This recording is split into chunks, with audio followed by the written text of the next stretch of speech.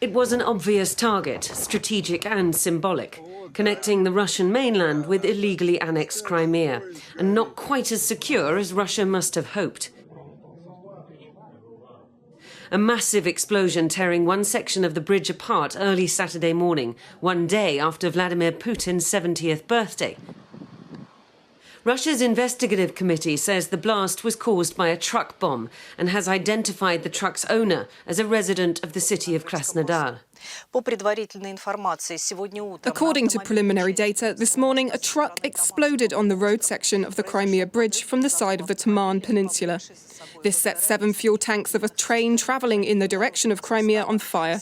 As a result, 2 road sections have partially collapsed. Mikhailo Podolyuk, chief advisor to Ukraine's president, tweeted straight after the blast, "Crimea, the bridge, the beginning. Everything illegal must be destroyed. Everything stolen returned to Ukraine. Everything occupied by Russia must be expelled." Hours later, another tweet pointing to the failure of Russia's security service to stop the blast.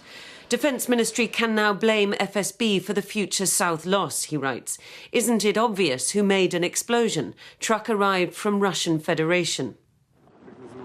Blaming terrorism gives Russia's president a possible way out rather than escalating against Ukraine. He has yet to make any kind of declaration beyond calling for full criminal investigations. But this bridge was dear to him, a symbol of the reclaiming of Crimea 8 years ago, built by one of his old pals, Arkady Rotenberg, at huge expense, a key piece of infrastructure waiting to be hit. And these astonishing images will reverberate across Russia, a sign, if ever there was one, that his special military operation is having unintended consequences, even as the clamour of voices calling for a tougher military response to Russia's losses on the battlefield further adds to the pressure on Vladimir Putin. Diana Magnay, Sky News, Moscow.